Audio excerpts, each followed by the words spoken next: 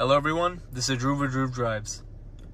Today, let's have a quick tutorial on this Acura True Touchpad interface system.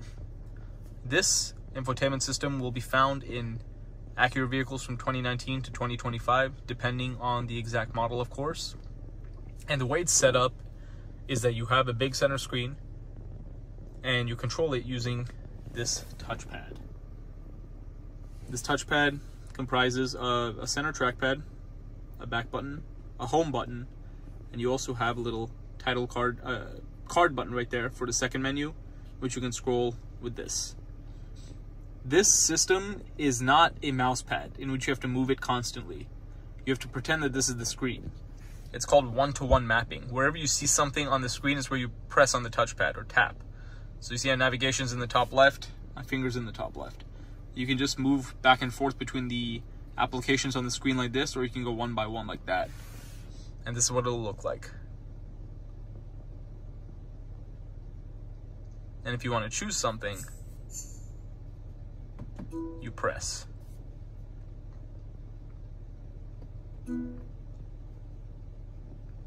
To scroll between the menus, you have to use one finger swipe.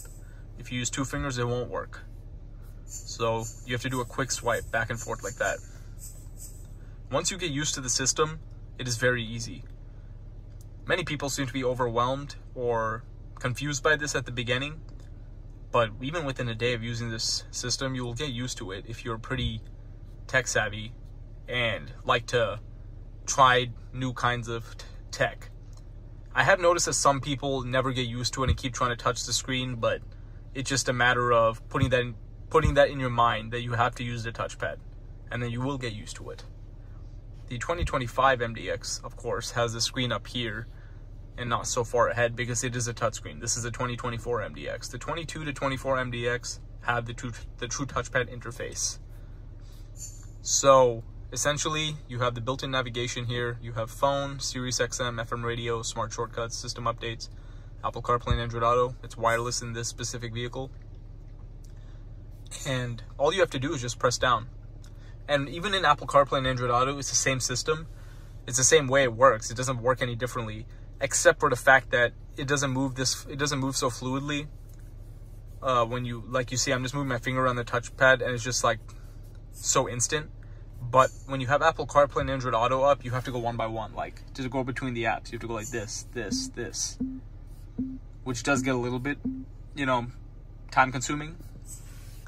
But that's basically the only difference that you will really see when you use the Apple CarPlay or Android Auto with this system.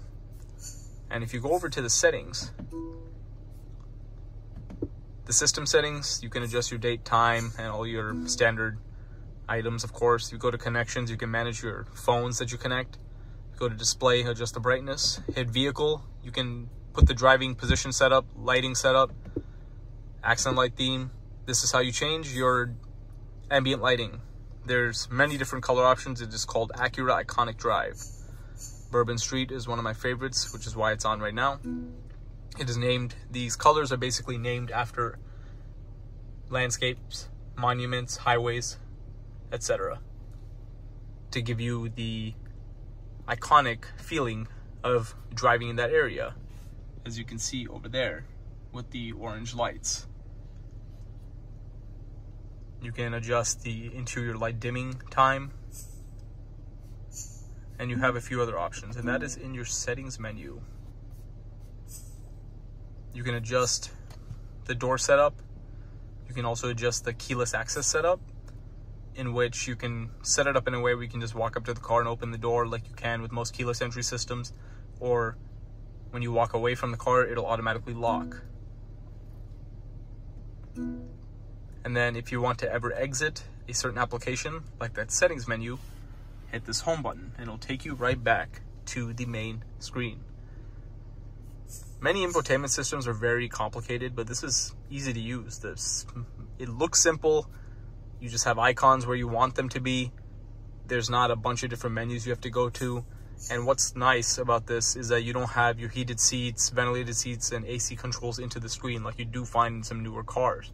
Those are physical buttons, as you can see right there, which I honestly prefer. The infotainment system is mainly for using your phone, using the navigation, and changing any settings, which you probably won't be in the settings menu all that often. And also, if you want to adjust sound, go down to sound. You can adjust the bass and treble, roof/center volume, turn on DTS neural sound for enabled simulated surround sound, if you'd like to do that, with the ELS Studio sound system. That DTS neural sound will not be found in the MDX base model, which is not equipped with ELS on 2022 to 2024 models. This system, if you've been driving an Acura vehicle with this, it'll become like second nature. And it's basically the same thing everywhere else. In any of these apps that you go to, other than the Apple CarPlay and Android Auto, if you want to just swipe back and forth, it'll move just as quick. And it is a nice system. I like how it is not like a mouse, but rather one-to-one mapping. And then if you swipe on the little menu on the side, you'll be able to see your time, the built-in navigation. It won't show you the Apple CarPlay, and whatever music you are playing. That screen will always be there. You cannot remove that screen. This cannot become full screen. So even when you have Apple CarPlay, that is going to be there. But anyways, that is about it. Thank you for watching this video on the Acura True Touchpad interface. If you have any more questions on this system, feel free to leave a comment in the description below. Please feel free to leave a comment below on that, and I'll try to answer it as soon as I can. And if you enjoyed this video, please consider subscribing, and be sure to check out the channel for more automotive videos.